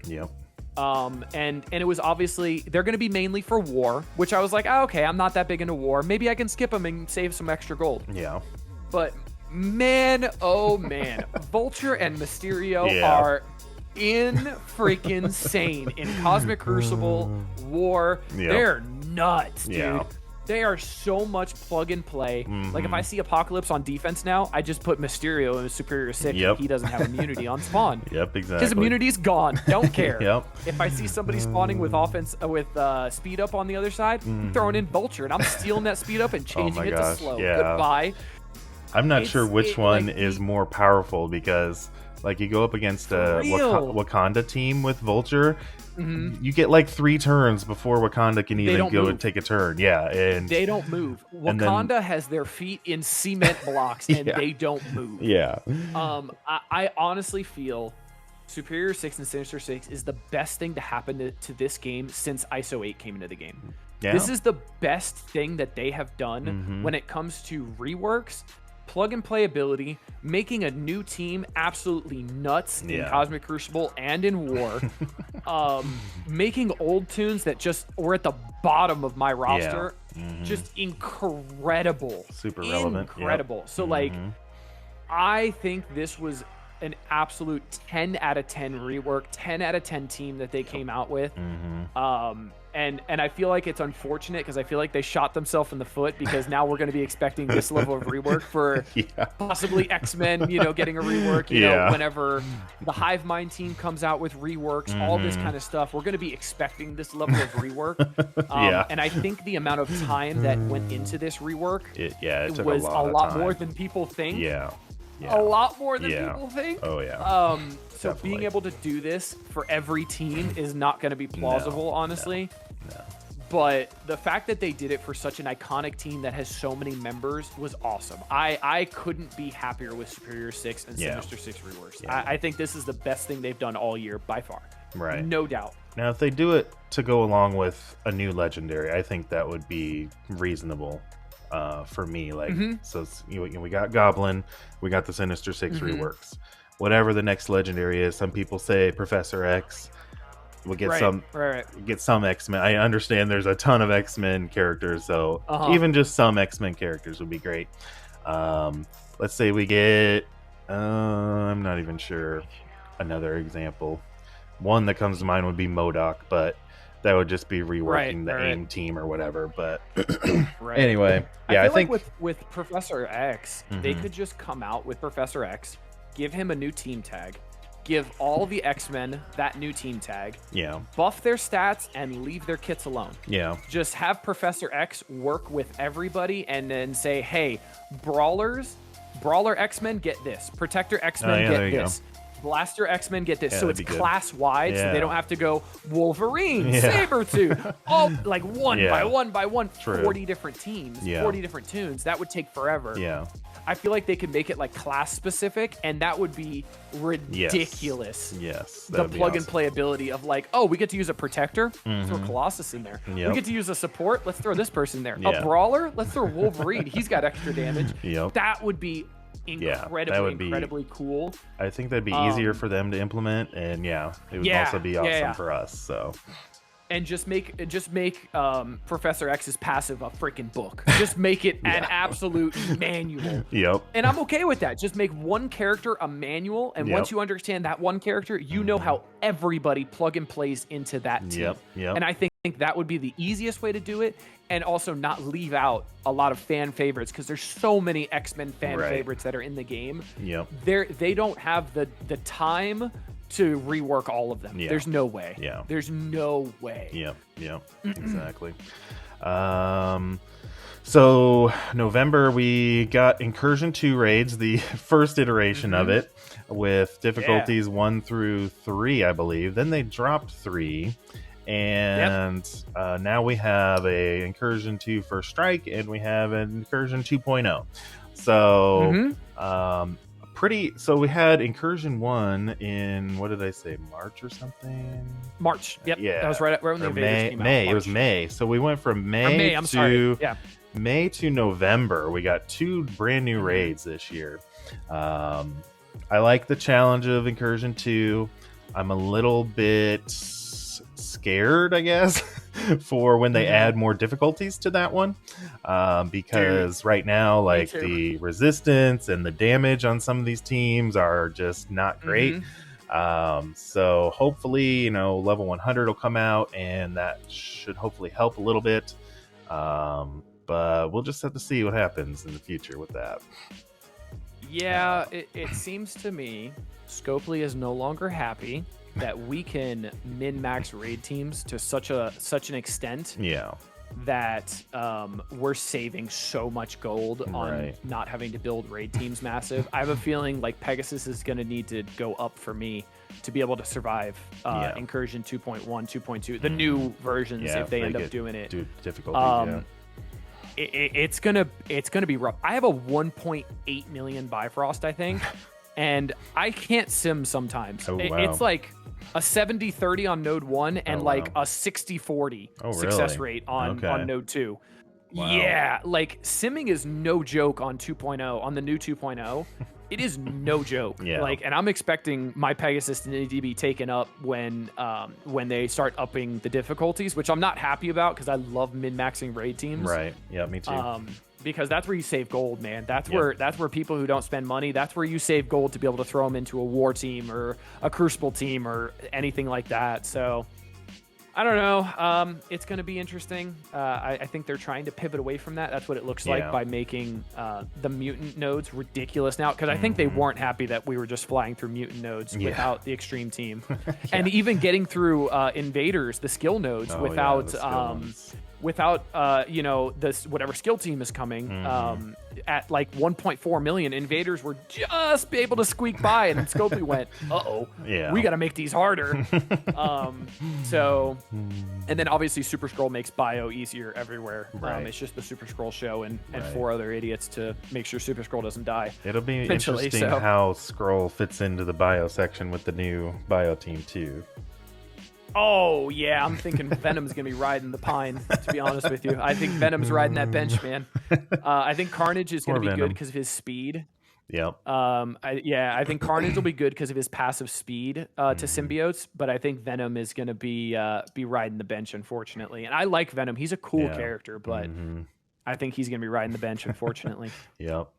So last month, we're in December. Woohoo! We're a few days from New Year's, and we had the Extreme X-Men. We had Nightcrawler and Forge so far, and we did have the Mercs for Money player poll with Panda Pool or Lady Deathpool, or was it Deathpool or Deadpool, and Deadpool 2099. So I actually liked. I don't understand the draw other than he's a cool panda, but I don't really understand the draw for Panda Pool. I liked 2099 better, but so that's who I voted for. But what about you? 2099 looked like he belonged on Pegasus was my first thought. I was like, ooh, that looks like a Darkhawk variant skin or something. I was like, that would have been a dope character for that. That was my first thought. Immediately I saw Panda, click, Panda, duh. Because how funny would it be if we had a panda just like belly flopping on people, kind of like a Snorlax from Pokemon. Dude, you know how awesome that would be to have like a blob style animation belly flop? I want that. They could probably reuse that. I want that. So I definitely think it'd be cool. It's a fun character. So we don't know, right? But I'm assuming Deadpool is going to get a rework. Yeah. Because it's a Mercs for Money team. Deadpool, I'm assuming, has to get a rework on that team. Yeah. Because it's lining up about from where the Silver Surfer vote was. You said the Silver Surfer vote was August, you said, correct? Let's see here. I believe that sounds correct. Yeah, August, yep. So August to okay, January would be... About 5 months? 5 months, yeah. Yeah, so what movie comes out in about 5 or 6 months, bud? Deadpool That's 3, right, baby. Deadpool 3. So I'm hoping we get a Deadpool rework, maybe a Wolverine rework. Yeah, Wolverine rework would be Please? awesome too. Yep. I have 2 diamond on him. Please rework him. Please. He would be so good. So maybe like a Deadpool Wolverine rework, and then like Panda Pool, and then 2 others, whoever they want to put, would be kind of a dream combo. That would be great because Deadpool has not been good in the game for a long time. Right. I feel like they could rework Domino too, because Domino obviously is the combo with Deadpool for the revive thing. Right. Where Domino has to die first. Yep. So it'd be interesting to see which direction they go. They did just give us a 7 red on Deadpool and a 7 red on Domino for free, so that's what made me lean towards Domino and Deadpool getting reworked. Yep. Because you got to put that tinfoil hat on, man, when you don't know things. Yeah. But I don't know. The fact that they're doing more polls makes me very happy. Yeah. It gets the community involved. Like I said, I hope they move it towards game modes that affect Cosmic Crucible for a season, affect War for a season. There's really nothing they can do with Arena, which that's fine. I don't really care. But I think like the PvP content, I think more stuff should be voted on by the community. Yeah. And I think that would be really cool. I think that would be awesome. Yes. Yep. I definitely agree.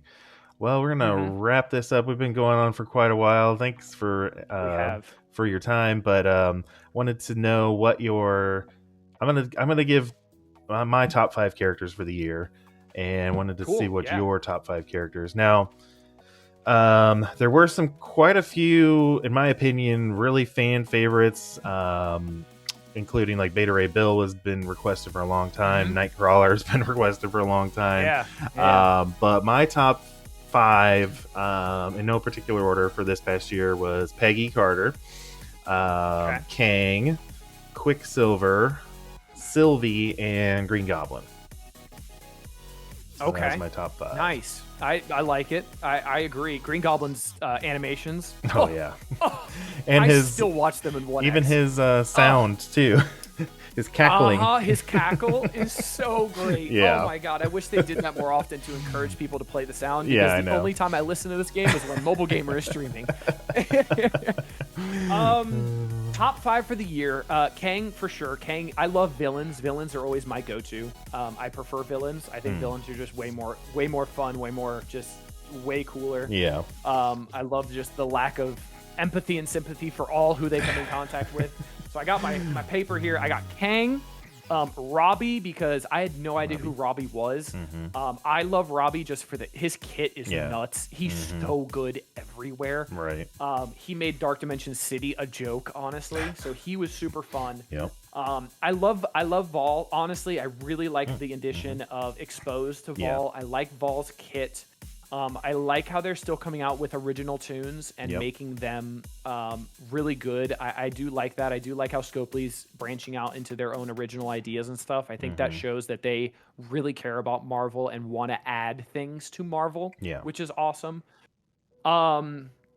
Nova is... I really like Nova because of his plug-and-play ability. His battlefield effect is also pretty cool. It took me like 3 months to understand what it actually did, but now that I get it, I'm like, it's kind of cool. Yeah. And then I was going to say Goblin was my other top 5, Goblin. But you said it. So Goblin is great too. Honestly, I like Lizard more than Goblin. Okay. Honestly. Yeah. Lizard, not only is Lizard... his art is meh. Like his art style is kind of meh. I heard there's some issues with Marvel approving it, whatever it is. Not what Scopely wanted. It's meh. It is what it is. Right. His kit is stacked for a protector. Yeah. He is the highest speed protector in the game, if I'm not mistaken. He's got like a 120 speed and then another 40% against a Spider-Verse. Yeah. His speed is nuts. His kit, copy, clear, and spread all positive effects to team on ult. Yeah. His special clears all negative effects. He is so good. Also, his animation on his special, I call it the slap slap in my channel, is the best thing in the game where he just tail whips Yeah. people. It's the funniest thing on the planet for me. I think I always put it in 1x and I just scream slap slap because it's just so funny for me. But honestly, I think Lizard is the second best member of the Superior 6 team, only behind Goblin, honestly. He is so good. He has use, like you can put him on any team really, and he'll do just fine. So it's great. I took him into an Apocalypse team, and Apocalypse was able to ult and use his empowered punch on Lizard. And my Lizard was 2-2 at this time, and Lizard lived. Oh, I wow. literally looked at that and went, if this wasn't your indication to build him, nothing will be. Nothing. 2-2, this man just survived, and it's only going to get better. That's crazy. So like I'm over the moon with Superior 6, over the moon with Lizard. I think he's awesome. If his art was better, I hope they can come out with like an alternate skin to make him look better. Honestly, cool. that would be great. But I got no complaints with that. Lizard absolutely #1 in my top 5 for this year for sure. Nice. And then real quick, one thing you're looking forward to for 2024, or one thing you want to happen. One thing. There's so many things I'm looking forward to. So many. Or one thing you want them to do. I'm really looking forward to Kiln. Because I think that's going to be a more theory crafting version of Tower or Satellite. Yeah. Because you can only use 3 characters, but you can move them around in all 5 spaces, which I thought was awesome. So you're not trapped to all of them being stuck in the middle. Yeah.